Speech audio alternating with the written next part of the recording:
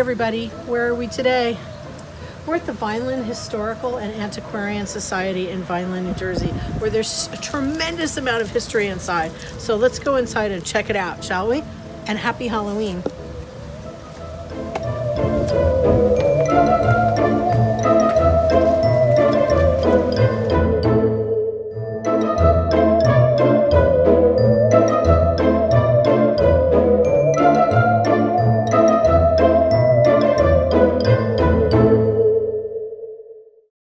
Hey everybody, where are we today? I'm really pleased to tell you that we are here at the Vineland Historical and Antiquarian Society Museum with Pat Martinelli. Say hi to Pat. Hi Pat. Pat, what do you do here? Well, I am very fortunate to be the curator of this wonderful museum.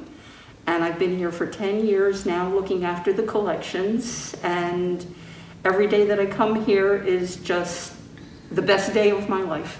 Wow. What's the first time that you came to this building? I was in 3rd grade and I came here on a school tour. 3rd grade? At that point, I had already loved history, but to come here and see local history was just mind-boggling. And I think at some point, that influenced my career choice to work in the field of history. That's wonderful. Yeah, I'm a huge history fan. I really feel like unless you know the history of the place that you're in and the backstory of the people that created the place that you're in, you don't really have a good sense of self in the place.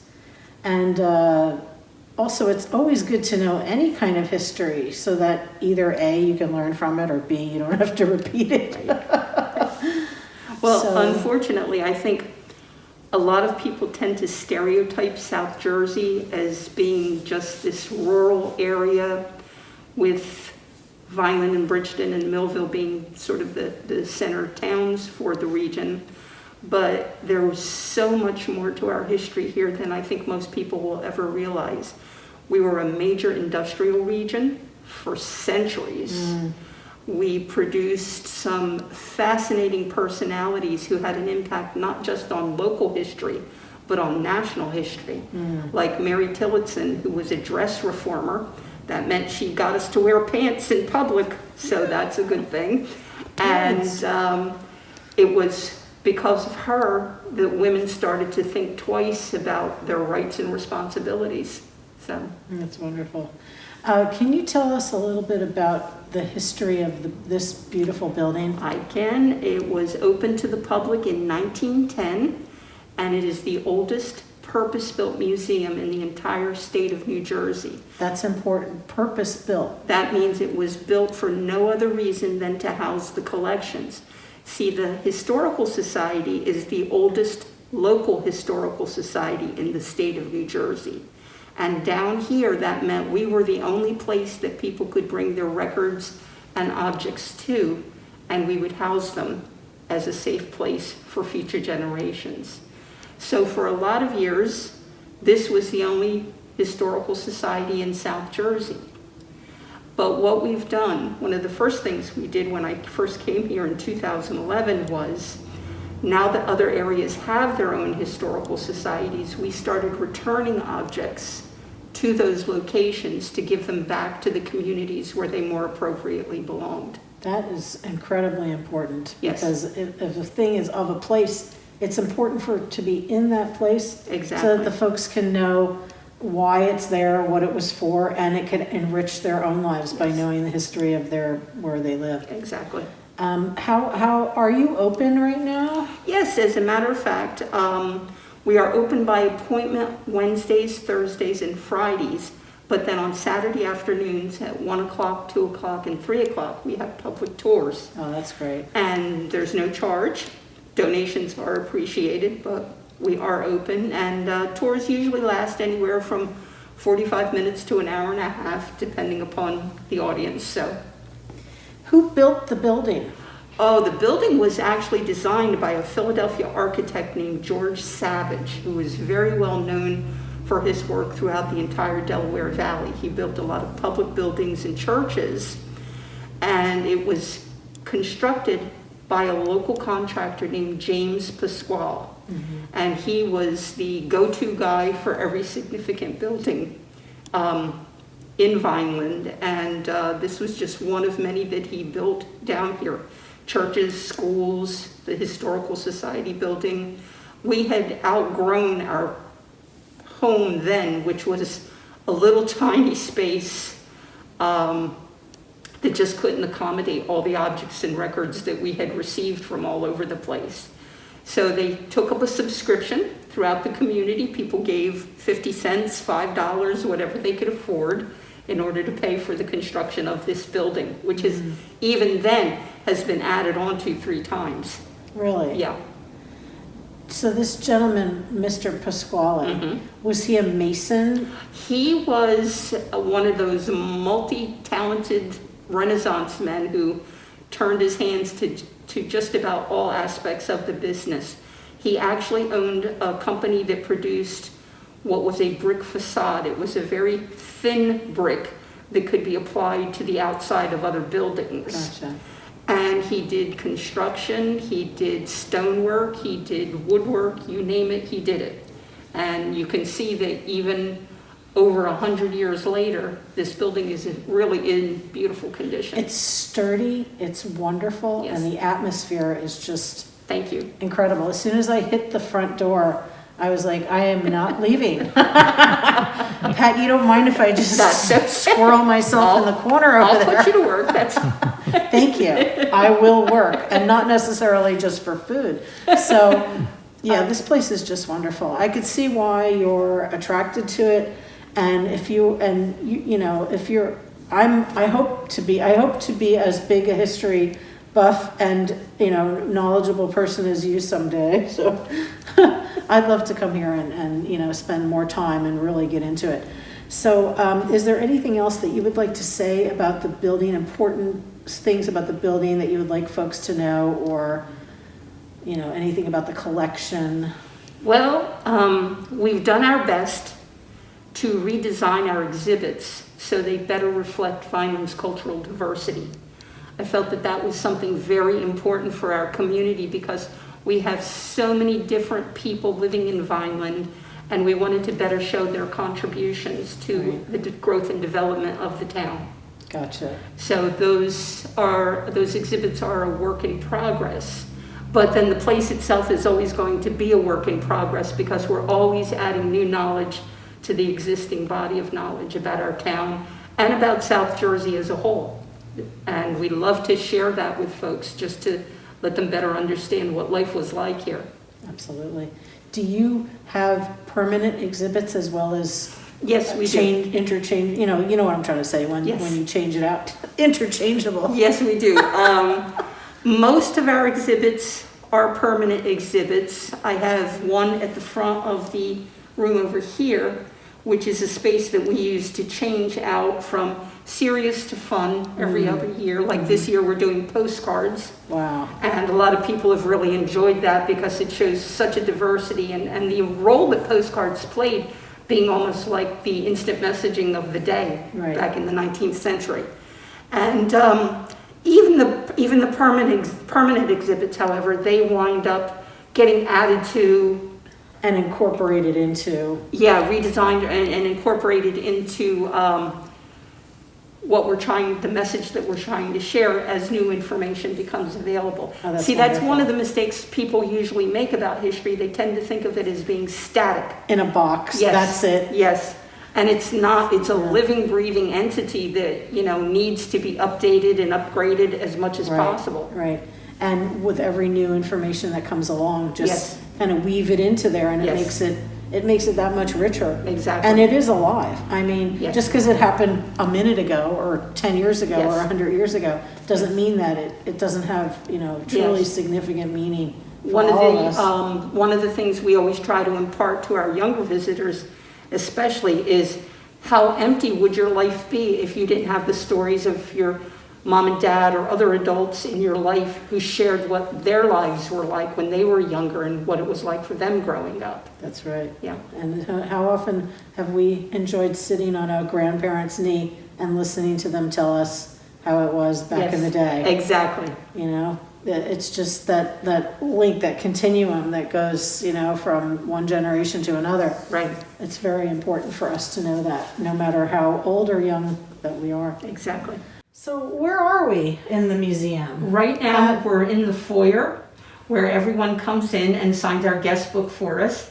And in respect for the current health crisis, every person uses their own pen that we give to them as a gift. Once they sign the register letting us know, they get to take the pen home as a souvenir.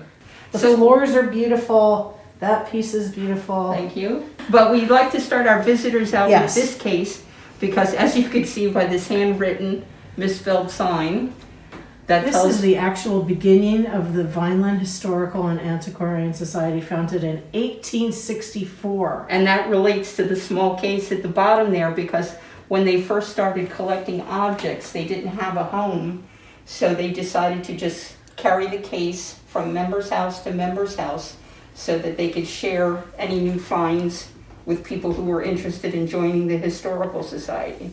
What type of bone is that big giant That bone? piece of bone dates from 1864, when Vineland experienced what we call the Bovine War. Oh, What happened was, because Vineland did not have any fences, oh no. the cows got into people's fields. Oh dear. And some local farmers decided they didn't care for that system very much. So there wound up being a cow massacre Oh, in no. one of the local woods. And then a big barbecue. And then a big barbecue. Like a lot of burgers. I don't know about that Both part, sides of beef. but it was just to emphasize the point that the cows needed to be kept under better Contained. control. So, but yes. But another interesting piece of note is that mold there, the plaster mold. I don't know how well you'll be able to see that, but that's actually the size of pears that they grew here in Vineland back in the day. Mega pears. Yeah. That's incredible. Yeah. So that's a wonderful thing to do, is to show everybody here is Yes. where we started. Yes, exactly. This is the germination of the Yeah. collection. And this is our original museum next to the new building that was born in 1910. So you can see why we needed a bigger space. You mean that shed next Yes. to the Yes. building? Love the construction picture aspect of it. Yeah. And do you have a picture of Mr. Landis by any chance? We have numerous pictures of Mr. Landis that are, you'll see them as we go through the museum. Okay, that's wonderful. So, Who exactly started this, though? Who was the person that said, we need a museum? well, see, what you have to remember is many of our earliest settlers actually came from the New England area. Mm-hmm. They were attracted here by the ads that Mr. Landis had created in the newspapers and magazines. Right. And when they came from New England, they brought with them their sense of history that they had always had up there. But one of the reasons they left New England was because the region had already become polluted because of all the industry going on up there. So they decided to come here to get a fresh start. And among them were people like Daniel Morrell and a man named Cornelius Campbell, and people who just really felt they needed a place where they could share their stories. So, That's wonderful. yeah. Yeah. So, Everything is just so amazingly beautiful about this building, thank you. because it's 111 years old. Yeah. And it was purposefully built to house the collection and to be a Yes. museum.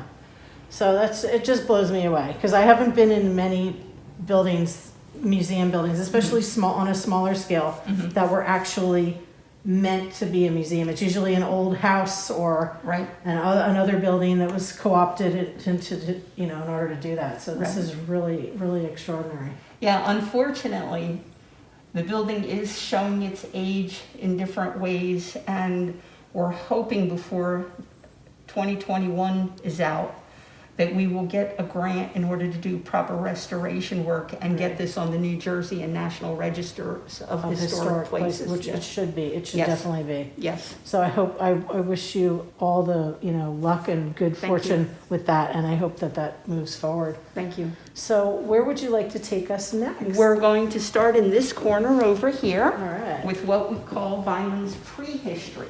Okay. These were the African Americans and German immigrants who lived in this region before Mr. Landis bought the property that would become Vineland. They became his first workforce, and they loved him because he paid them $1 a day in cash, which That's a was lot of money. it back was then. unheard of at that point in time. That's amazing. Mr. Arthur was a landscaper who lived here, and he is believed to be the person who drove the stake at the center of town to formally declare the founding of Vineland. Oh, that's wonderful. And what I love especially is the fact that many of these families who were here then actually still have descendants living in Vineland. Yeah, So, that's really incredible. yeah, Wow. strong roots that run deep. That's amazing. This is a wonderful statue of, or a bust of Mr. Landis. As a Greek god. A Roman senator would have been more his Landisio. style. But Charles was a very complex individual. He had a lot of good values in mind when he founded Vineland. He knew that alcoholism and drug abuse were a big problem for all of America, so he created what was essentially a dry town. And he made land available to folks who never before could own property. So he was a capitalist. He was looking to make money off of this venture. But he also had a grand plan in mind for all of South Jersey, where he wanted to create small communities that would be beneficial not just to the people, but the land as well, where they could grow and build and do some good work. So That's amazing. I like that map up there. that map The Vineland shows, tract. yes, the original borough of Vineland was actually only 1 square mile in size, surrounded by Landis Township. Right. And the 1 square mile section was the industrial area, while the ring around it was agricultural. That's incredible. Yeah. So, What a great map. yeah. Sorry, Senator Landis. So these are just some artifacts from our early days. The cash register comes from the Kimball and Prince Lumber Yard, which was once one of our major lumber yards in Vineland. I love that little piece of marble right Yes. here. You know, like you put your hands on Yes. and do your thing. And That's amazing cash register. The photograph down at the bottom there is of Stewards General Store that was once located on the northwest corner of Landis Avenue and 7th Street. And if you notice the barrel on the left-hand side of the front porch there, Oh, yeah. there's its little sister sitting right next to the case, and we know those barrels were made right here in Vineland. It is marked on the bottom as being from Stewards Store. That's amazing. So. You have the barrels. Even though Vineland got off to a very slow start with regard to its population because of the Civil War, they came with a lot of good ideals that they began to promote, not just locally and statewide, but nationally. These were people who believed in the abolition of slavery. They were against child labor. They wanted public education. And then most of all, they became swept up in the suffragist movement that was just getting its start once again after the Civil War ended. Right. So we have a whole case devoted to the women. Spiritualists and liberalists. That's my next book. Yes. Yeah. That's the title? Spiritualists and Well, liberalists. it's called "We Believe: The Founding of the New Jersey Spiritualism Association." Associate, right? Yeah. I've read a bit about that. Yeah. This is incredible. Look Yeah. at this. So what happened Portia was, And there she is, Mary, wearing her pants. yes, Mary Tillotson. in 1867, Vineland became the site of the first state convention for suffrage, with special application to the women of New Jersey. This convention got everyone in such an uproar that the very night it ended, Vineland formed an Equal Rights Association with Portia's husband, John Gage, as the first president. John was one of the leading advocates for social change in Vineland, and Portia shared his interest. And what happened was, by the following year, in November of 1868, Portia organized 172 Vineland women, and 4 of them were African American, and I can't imagine the courage that took. They got together and they went to the Union Hall, which was the second floor of the train station, And the men were there ready to vote in the first presidential election after the Civil War. And the women walked in. This is a picture of the women here.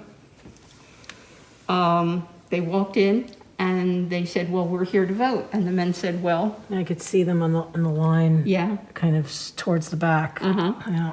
The men said, well, you're not legally registered, so you can't vote.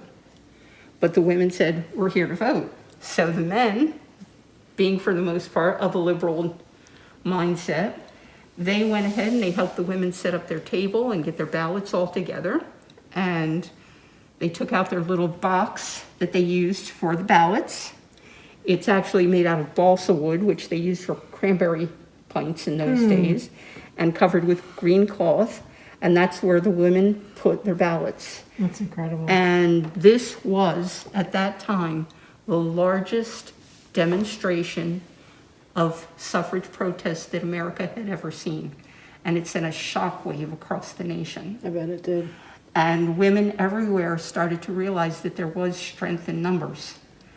So unfortunately, even though they did not succeed at that point in time, in the generations that followed, the women of Vineland continued to support the suffrage movement, as did many women throughout Cumberland County. We had a strong chapter of the National Women's Party working throughout Cumberland County to promote equality. And they continued to do floats and parades. That one actually won first prize because it showed that women out west were allowed to vote by that point in time in 1911.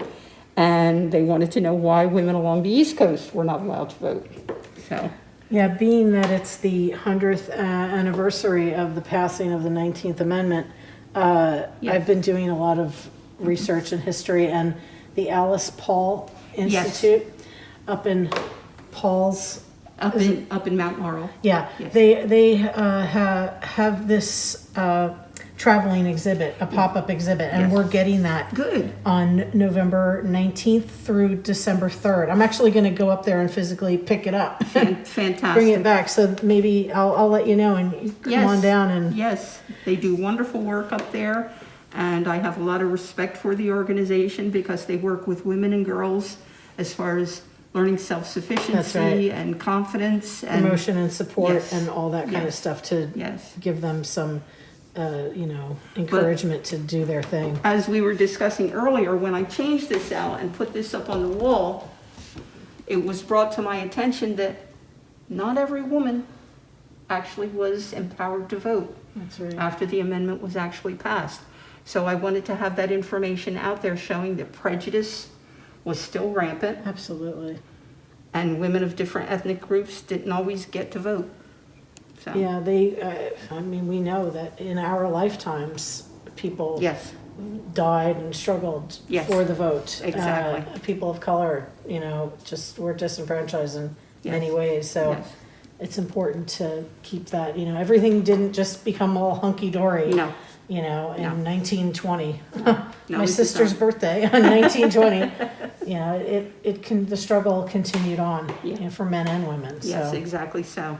Hey everybody, we're here at the Vineland Historical and Antiquarian Society Museum, and we are going to read this book called Around America to Win the Vote. Two suffragists, a kitten, and 10,000 miles. This was the ballot box that the women used to vote with in Vineland for the first time.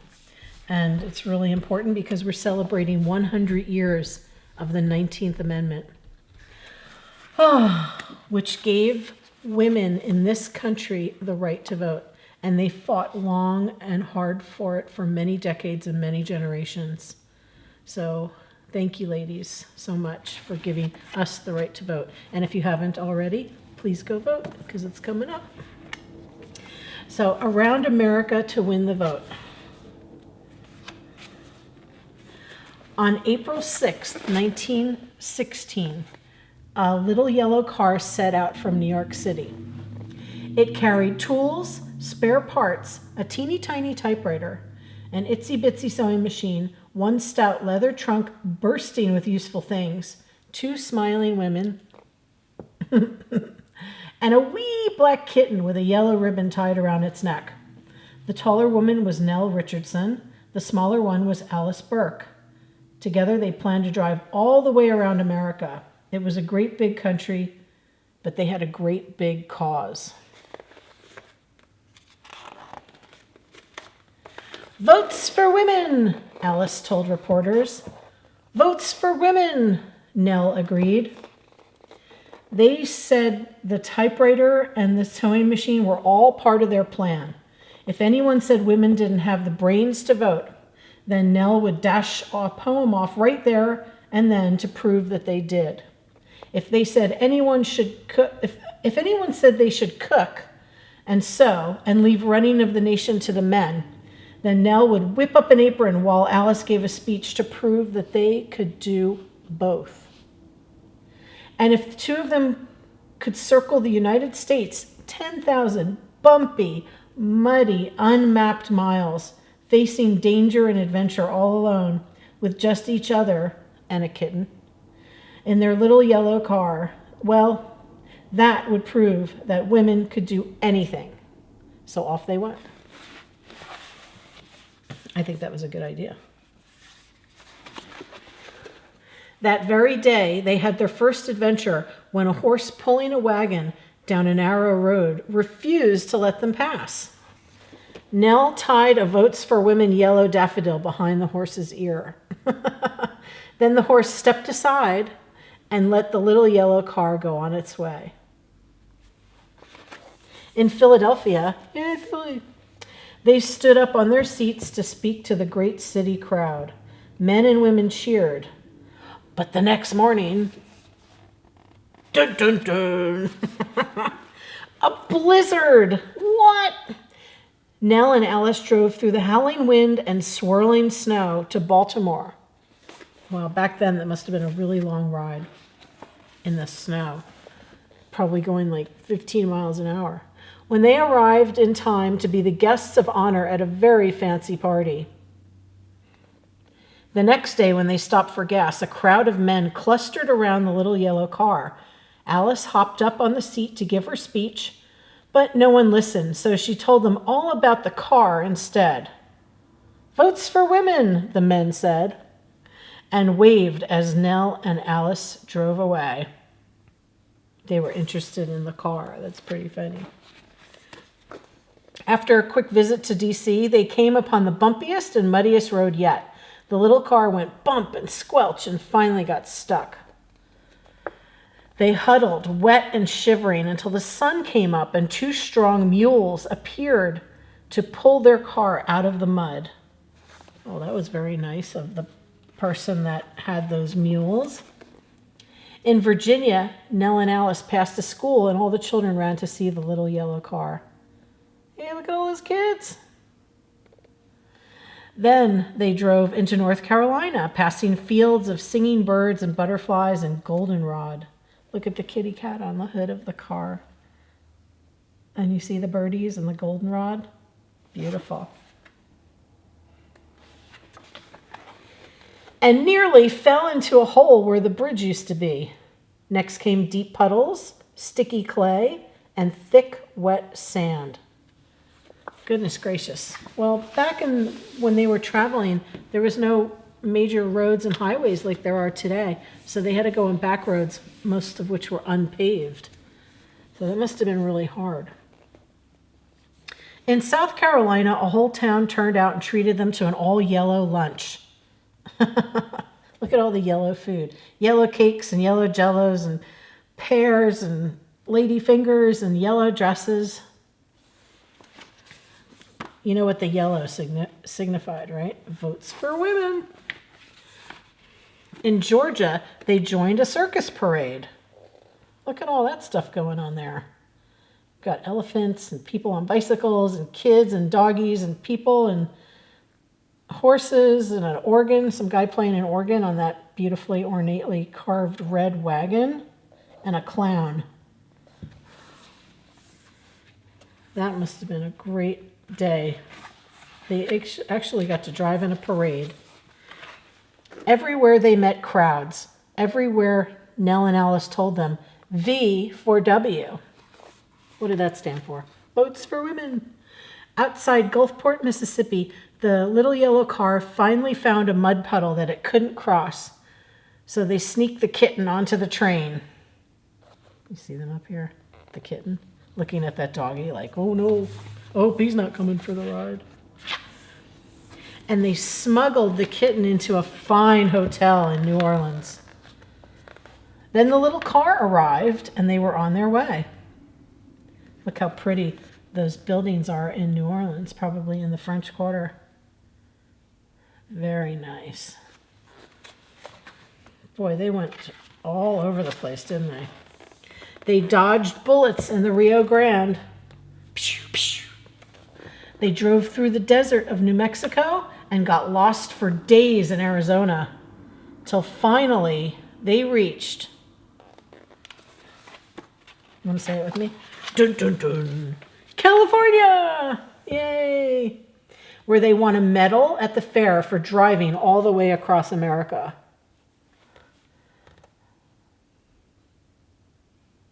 You can just imagine back then when it was such an unusual thing to do that somebody would actually get a medal for driving across America. But they still had lots of miles and lots of adventures on the road ahead. So this is the way they went out. There they are, and this is their route back. That's a lot of country to cross and a lot of things to see. And they had to go over a couple of significant mountain ranges, too, in that little car. On September 30th, 1916, the little yellow car drove into New York City. It carried mud and dust and signatures and souvenirs from all around America, 2 smiling and sunburned women and a full-grown cat, not a kitten anymore. They arrived to a grand welcome. So let's see. I'm just going to go back for a second to see when they left. They left on April 6th, 1916, and they didn't get back to New York until September 30th. So that is almost 6 months. 6 months on the road was definitely enough time for that kitten to grow into a cat. And they also got a big yellow cake with votes for women. After 10,000 bumpy, muddy, unmapped miles, Nell was ready for a rest. And Alice? She turned right around and crossed the country all over again. This time, she took the train. That was smart of her to do, don't you think? Yay! Woo! Yay, Alice and Nell. And the cat. All right, so the next story I'm going to read, since it's Halloween, books. We're going to read this story, and it's called Pumpkin Eye. Pumpkin pie? No, pumpkin eye. Have you ever carved pumpkins? Oh, it's so much fun. You can carve a pumpkin into a whatever you want it to be, really. Pumpkin Eye by Denise Fleming. Look at that kitty cat. And this is for Marcia and Peter. Yellow moon rising soon. If you go out of your house and look up, hopefully you'll see the moon. Tell me about it. Piece of pie, pumpkin eye.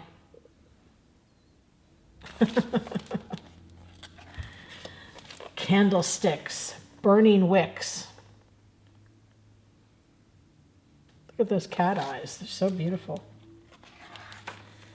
Trick or treat, pounding feet. Jack-o'-lanterns line the street.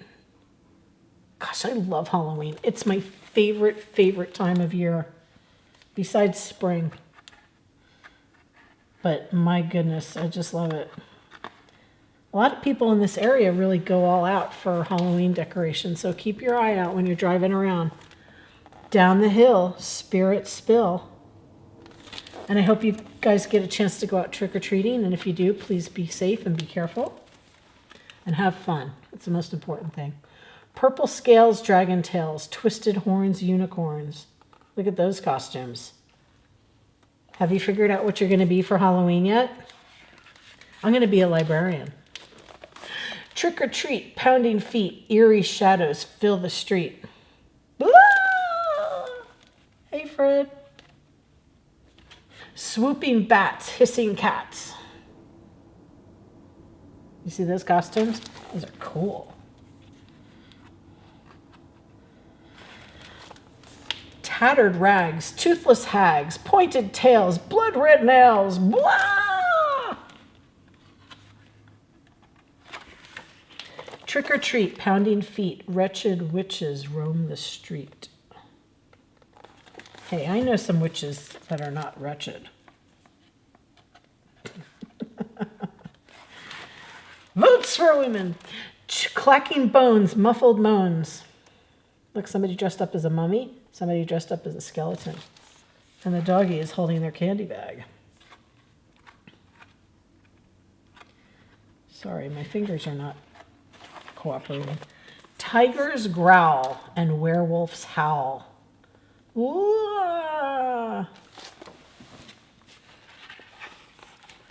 Yeah, those fingers work a little better than these do.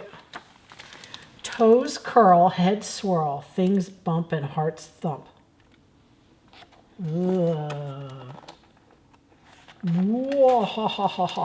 Trick or treat, pounding feet. Halloween has found our street. Do you think Halloween's going to find your street? You see the end? Look at that. With the witches and broomsticks. So, happy Halloween, everybody. Yay! So thank you for checking out those books with us. I hope you like them. Please come to the Vineland Museum. Stay tuned for our craft and for all the other exciting things that we're going to show you. Boo!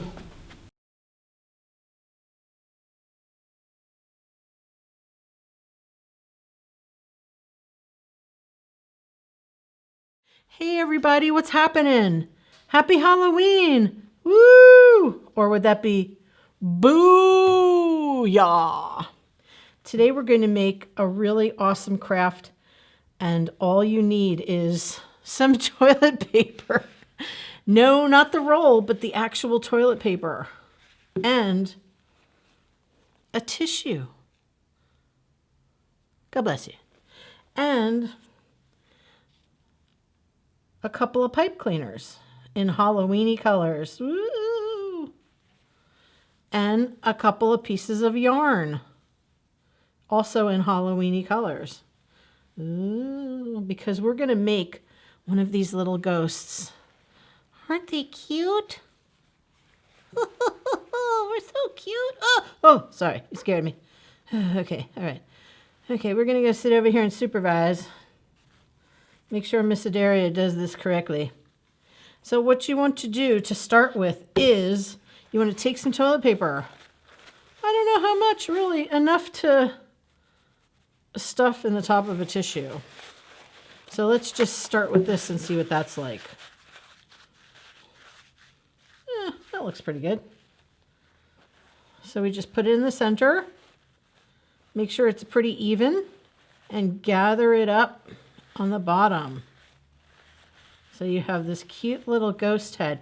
You may have to push it in a little bit or really get this down to make a nice ball, a nice head shape. Get that in there. All right, so there's our little ghost head. And you can take a little piece of, what is this called? Yarn. And tie it around a couple of times to make sure it's nice and secure. And you could tie it in a little bow or a little knot, whichever you prefer. I'm going to do it in a knot and then probably snip off the ends.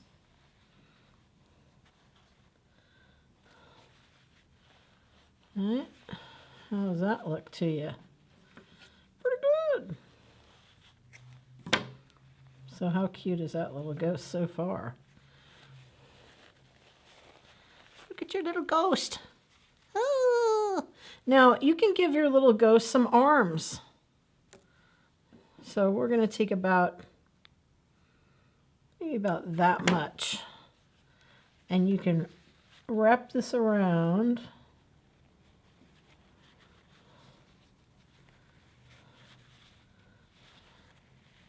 And then you can curl up the little hands.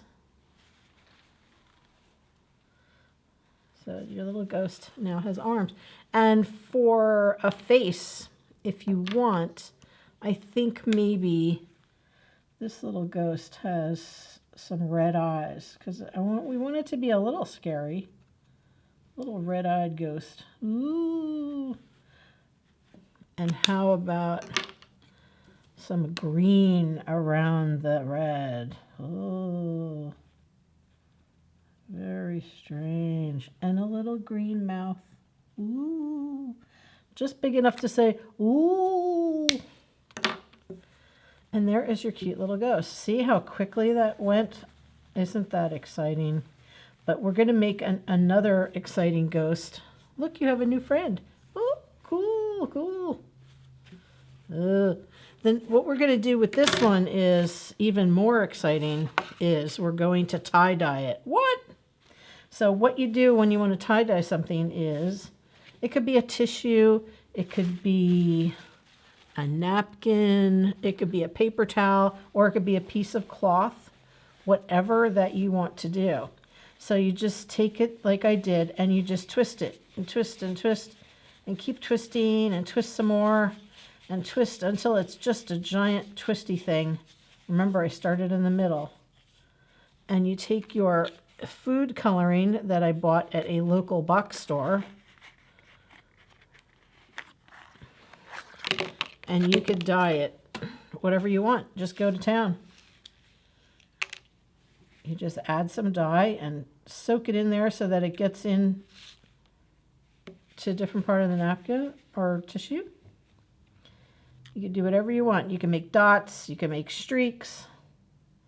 Just remember that some of the colors may run together. So let's do the red next. Red is going to look very pretty next to the orange, don't you think?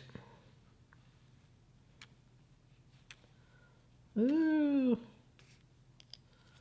And don't worry, if you get some food coloring on your fingers, you can wash it right off.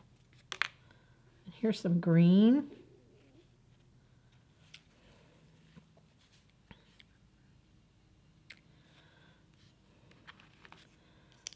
And last but not least, we've got a little blue.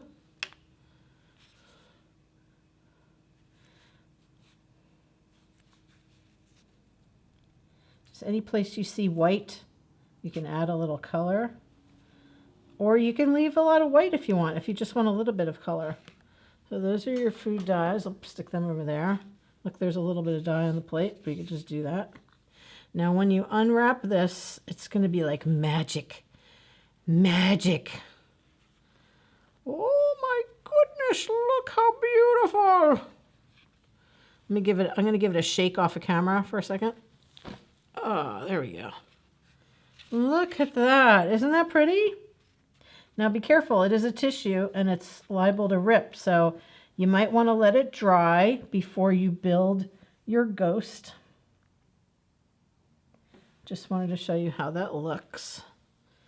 Isn't that pretty? Look at that. Look what you could do in 5 seconds with some food dye and a tissue. Hey. So we're going to stuff our little tie-dyed ghost head. It's the ghost of the early 70s. Yes, that's right.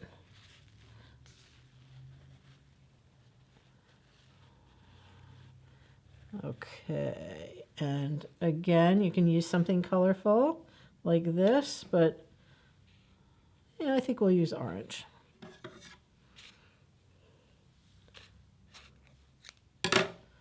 Let's get this.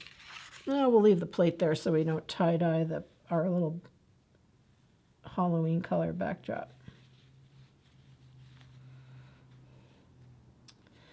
It's the ghost of Jerry Garcia. Whoa. Okie dokie. Look at my hands. I've tie-dyed my hands. That's pretty cool.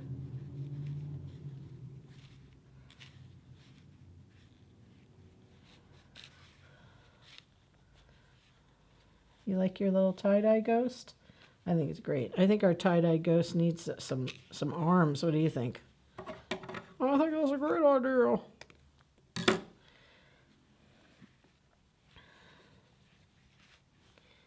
Just flip them around. Now again, I'm going to recommend that you dry this tissue out completely before you fill it, but I just wanted to show you that you can make a little tie-dye ghost too. So what do you think about that? Yay! We like our tie-dye ghost. Oh, it's so cool. Wow. Hey, that's happening. I didn't get enough of our Halloween craft, so we're having a little more. I don't know when it is, but we are going to do it, and it's going to be fun.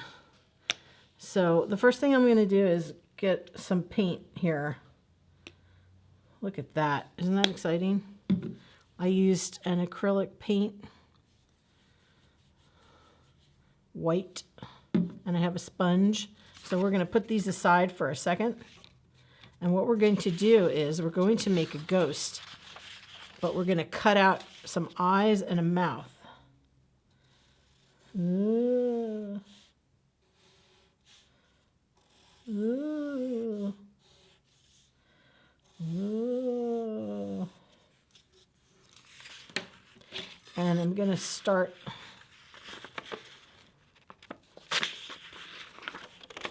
like that. And cut out the eyes and the mouth.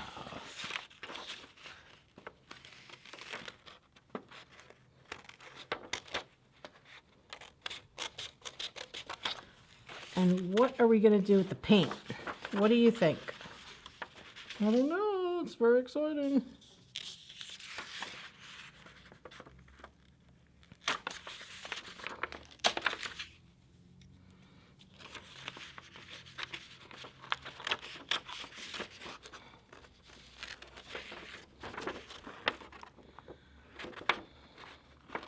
So how's your day going? I hope it's going well. Hope you're enjoying the story times. If you have any suggestions for a place you'd like us to go visit, you can always email us at the Bridgeton Library or give us a call. Let us know where we could go around the area. And we really hope that you've liked all the places that we've gone so far. We've been having a lot of fun going to these interesting places around Cumberland County. I could tell you that.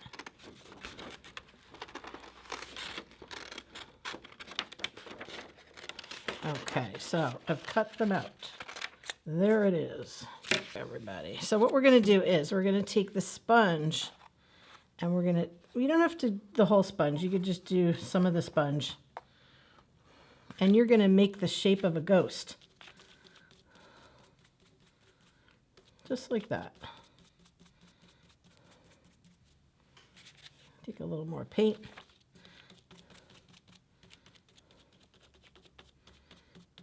Get it all going.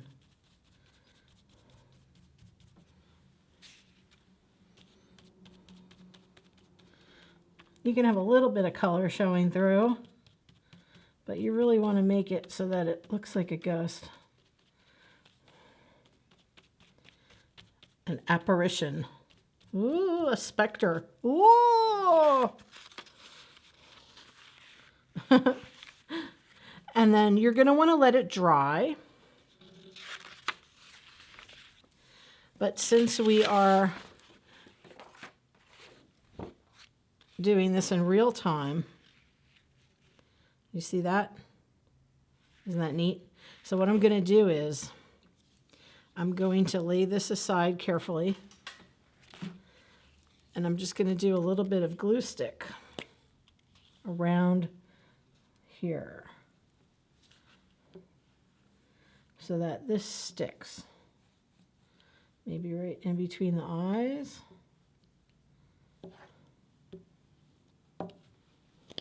And then bring your ghost back. Whoa! And put that right there so that you have the black showing through. So at home, you're going to let this dry so that you'll be able to push it down and it's going to stick to the black paper. But here, we're just going to see if we can get it to stick with the sponge. And there is your very scary ghost for Halloween or at another time. What do you think about that? Oh, I don't know. I think I'm a pretty big ghost, but that one is very, very large. It's very scary. Thank you very much. Thank you guys so much for another craft with Miss Adaria. Please stay tuned for more fun and have a wonderful day.